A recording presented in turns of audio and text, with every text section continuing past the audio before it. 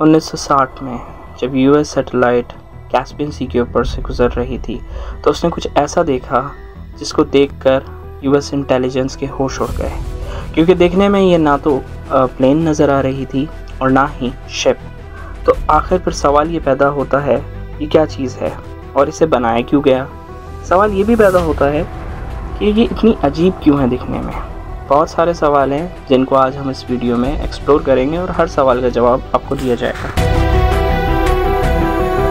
Caspian sea monster as known as ekranoplan, जिसे हम screen plane भी कहा जा सकता है।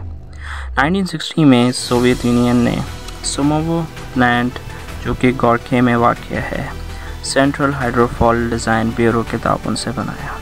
इसको बनाने में जो दो नाम सामने आते हैं उसमें chief engineer Rostislav and lead engineer V Abimov है। इसकी लंबाई की बात की जाए तो ये 300 फीट लंबा और 123 फीट चौड़ा है।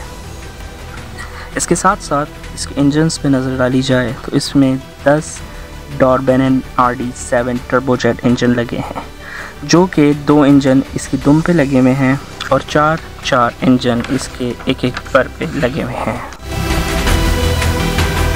बात करें इसके इंजन्स के डिज़ाइन की तो इसके इंजन्स को इस तरीके से डिज़ाइन किया गया था कि अगर आप इसके डिज़ाइन को गौर से देखें तो इसमें 8 इंजन जो हैं वो आगे की तरफ लगे हुए हैं, जो कि परों पे निस्ब हैं, और 2 इंजन इसकी दुम पे निस्ब हुए हुए हैं।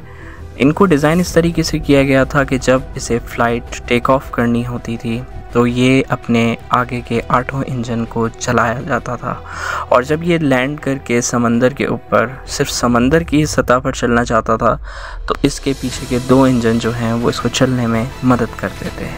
और सबसे बड़ी बात, इसको बनाने का मकसद क्या है?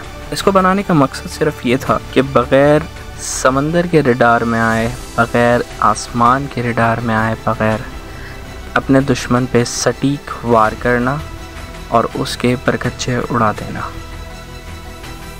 जिन खुश नसीब लोगों ने इस प्लेन को उड़ाया उनमें से एक पायलट आज भी ज़िंदा हैं। तो चलते हैं उनकी तरफ और उनकी बात भी सुनते हैं कि इसको उड़ाने का एक्सपीरियंस उनका कैसा रहा।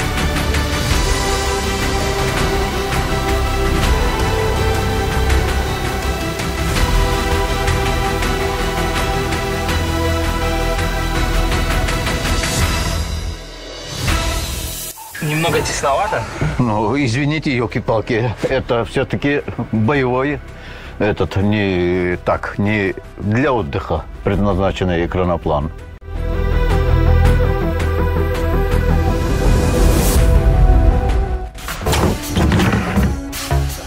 Ничего себе, работает. Обычный самолет, он, грубо говоря, локатором, он виден. Вот, все это дело. Вот. А это низколетящая цель. Нужен для него локатор, который настроен именно на него. А так он, по сути дела, не виден. Он скрытно может подлететь, выполнить свою боевую задачу поставленную и уйти на свою базу. कैस्पियन सी मॉन्स्टर ने अपनी पहली फ़्लाइट 16 अक्टूबर 1966 में ली और इस प्लेन ने अपनी 1001 फ़्लाइट मुकम्मल करी अपनी लाइफ में जब तक ये ऑपरेशन में रहा। अब बात ये आती है कि ये अपने टाइम की इतनी बेहतरीन वॉर मशीन थी तो इसकी मास प्रोडक्शन क्यों नहीं की गई और इसे बंद क्यों किया गया।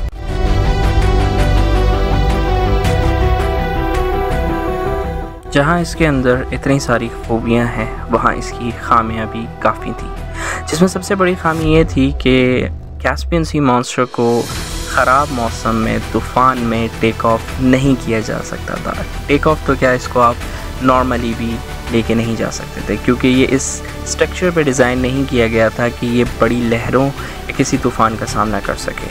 और इसके साथ साथ इसकी एक बड़ी खामी ये भी थी कि इसे मोड़ना सबसे मुश्किल काम था। बाकी बात की जाए इसके एडवांस मॉडल की, सोवियत यूनियन के इंजीनियर्स ने 1980 के अंदर पूरी कोशिश करी इसके अंदर और ख़ामियाँ इसकी जितनी हैं उन्हें फ़िक्स किया जा सके, लेकिन वो इसमें कामयाब ना हो सके, क्योंकि 1980 तक सोवियत यूनियन अपने खुद आखिरी सांसें ले रही थी।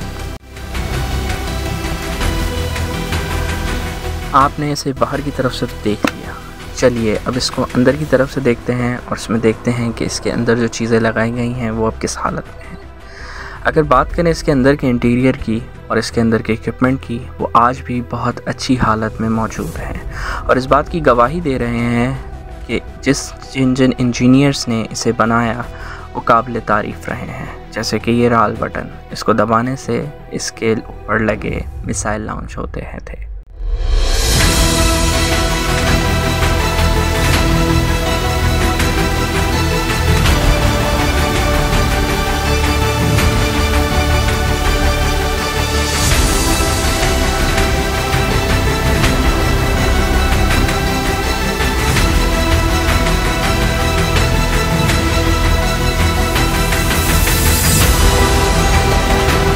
चाहे कितनी ही खामियां क्यों ना हो इसके अंदर, ये अपने दौर की एक एडवांस वॉर मशीन थी जिसने यूनाइटेड स्टेट के छक्के छुड़ा दिए थे और आज भी ये रशियन रिपब्लिक ऑफ दागिस्तान के तारीख़ी शहर दुर्बत के साहिल पर मौजूद है, जो आने वाली नस्ल को बताती रहेगी कि सोवियत यूनियन क्या थी और उसके इंजीनियर्स कितने पावरफुल थे।